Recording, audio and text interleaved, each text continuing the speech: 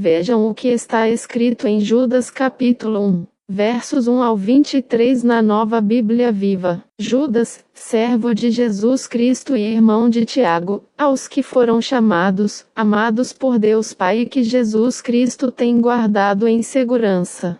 Que vocês possam receber mais e mais da misericórdia, da paz e do amor de Deus.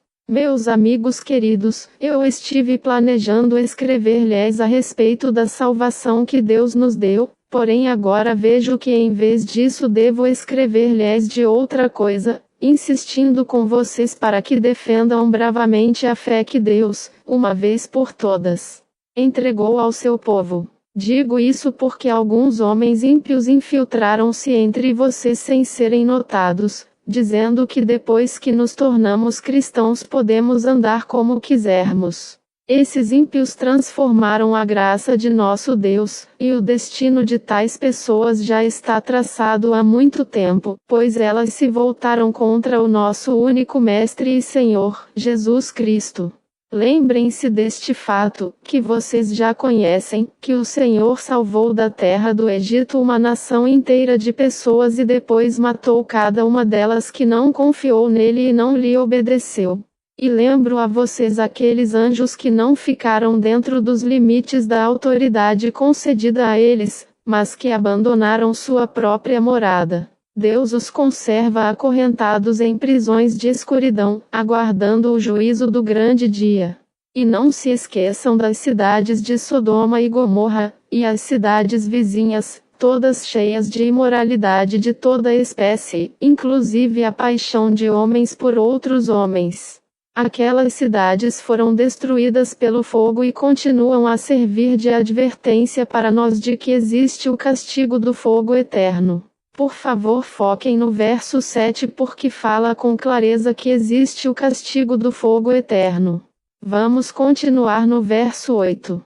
E ainda assim esses homens sonhadores continuam a viver vidas pecaminosas e imorais, desonrando seus próprios corpos, e rejeitam aqueles que têm autoridade sobre eles, até mesmo escarnecendo dos gloriosos seres celestiais. O próprio Miguel, um dos anjos mais poderosos, quando estava discutindo com o diabo a respeito do corpo de Moisés, não se atreveu a acusar ou zombar dele, mas simplesmente lhe disse: que o Senhor o repreenda. Mas esses homens zombam e praguejam contra tudo o que não compreendem, e, como animais irracionais, fazem tudo o que lhes dá vontade de fazer e, desse modo, se corrompem. Ai deles!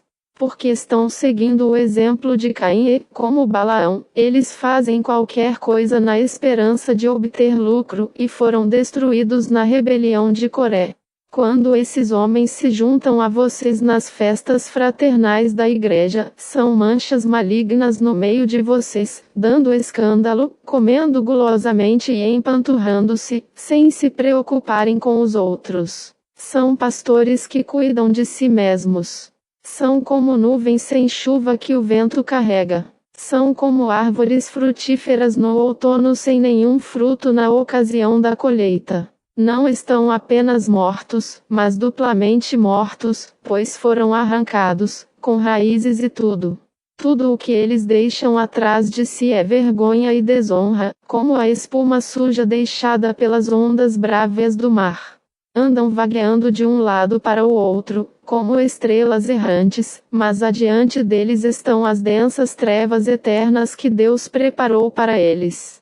Enoque, que viveu há muito tempo, a 7ª geração depois de Adão, sabia a respeito desses homens e sobre eles disse o seguinte: eis que o Senhor virá, acompanhado de milhares e milhares de seus santos, para trazer o juízo a todas as pessoas do mundo e convencer todos os perversos das coisas terríveis que fizeram em rebelião contra Deus, e revelar todas as palavras terríveis que esses pecadores ímpios disseram contra ele.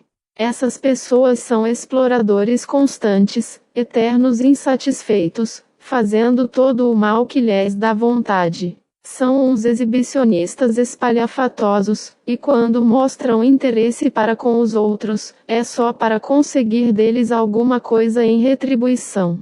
Queridos amigos, lembrem-se do que os apóstolos do nosso Senhor Jesus Cristo profetizaram. Eles disseram a vocês: nos últimos tempos aparecerão escarnecedores, cujo único propósito na vida é deleitar-se em todas as formas de maldade que se possam imaginar. Eles provocam divisões entre vocês. Amam os desejos pecaminosos da sua alma e não têm o Espírito de Deus morando neles. Mas vocês, queridos amigos, devem edificar as suas vidas firmemente sobre o alicerce da santíssima fé que vocês têm, e devem orar no poder e na força do Espírito Santo. Continuem vivendo no amor de Deus, enquanto esperam pacientemente que a misericórdia de nosso Senhor Jesus Cristo lhes dê a vida eterna. Tenham compaixão daqueles que duvidam. Salvem alguns, arrebatando-os do fogo.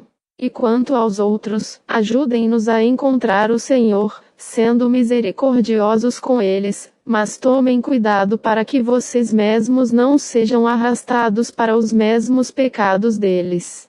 Detestem qualquer vestígio do pecado deles, mesmo a sua roupa, contaminada pelos seus desejos pecaminosos.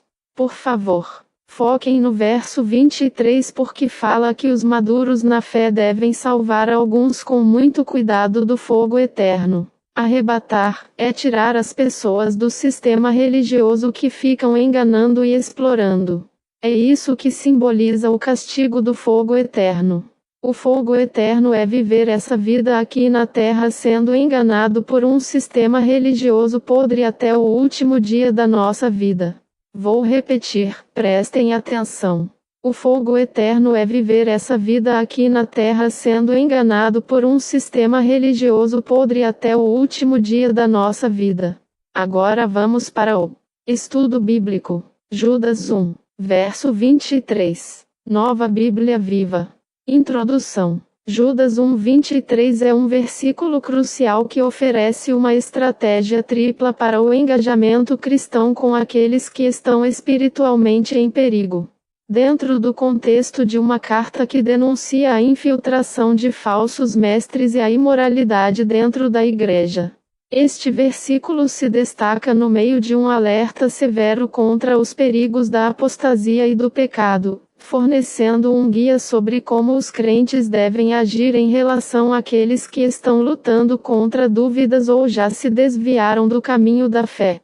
Ele ressalta a importância da compaixão, da evangelização e da prudência, buscando um equilíbrio delicado entre alcançar os perdidos e proteger a si mesmo da corrupção.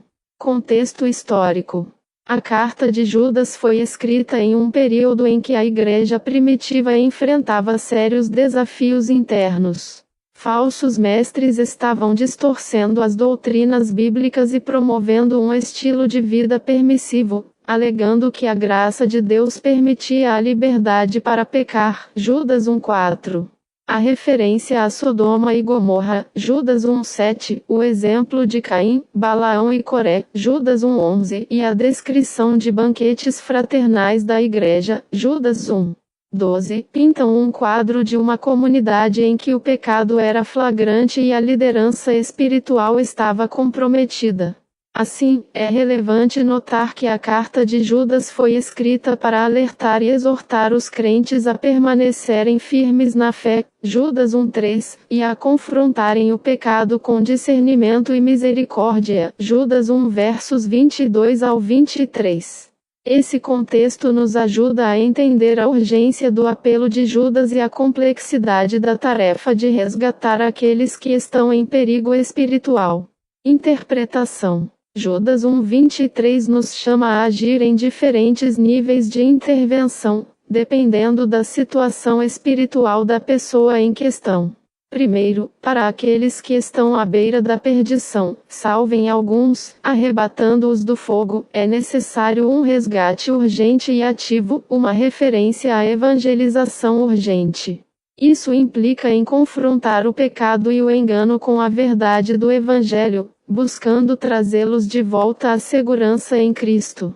Segundo, para aqueles que ainda não se afastaram completamente, e quanto aos outros, ajudem-nos a encontrar o Senhor, sendo misericordiosos com eles. A abordagem deve ser de misericórdia e compaixão, guiando-os pacientemente para a fé. Em ambos os casos, é crucial manter um discernimento espiritual aguçado, mas tomem cuidado para que vocês mesmos não sejam arrastados para os mesmos pecados deles, evitando a complacência com o pecado.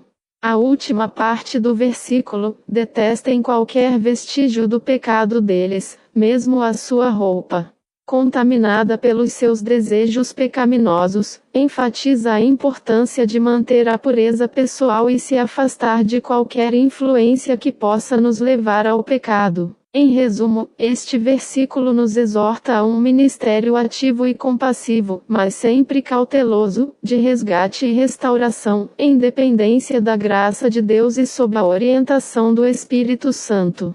Veja as referências. 1 Coríntios 5 versos 9 ao 11. Eu escrevi a vocês na minha carta que não se associassem com pessoas imorais. Não me referia, com isso, aos imorais deste mundo, nem aos avarentos, aos ladrões ou aos idólatras. Se assim fosse, vocês precisariam sair deste mundo. Mas agora estou-lhes escrevendo que não devem associar-se com ninguém que, dizendo-se irmão, seja imoral, avarento, idólatra, caluniador, beberrão ou ladrão. Com tais pessoas vocês nem devem comer. Este versículo complementa Judas 1:23 ao delinear a necessidade de discernimento e limites no relacionamento com aqueles que praticam o pecado. Paulo exorta os crentes a evitarem a comunhão íntima com aqueles que professam fé, mas vivem em pecado, a fim de evitar a contaminação espiritual. Gálatas 6 verso 1. Irmãos, se alguém for surpreendido em algum pecado, vocês, que são espirituais, devem restaurá-lo com mansidão. Mas cuidado para que vocês mesmos não sejam tentados. Este versículo ecoa o espírito de Judas 1:23 ao enfatizar a importância da restauração com mansidão. Paulo reconhece a fragilidade humana e adverte contra a arrogância espiritual, lembrando que todos são suscetíveis à tentação. A restauração deve ser feita com humildade e um senso de dependência de Deus, buscando o bem-estar espiritual da pessoa em pecado.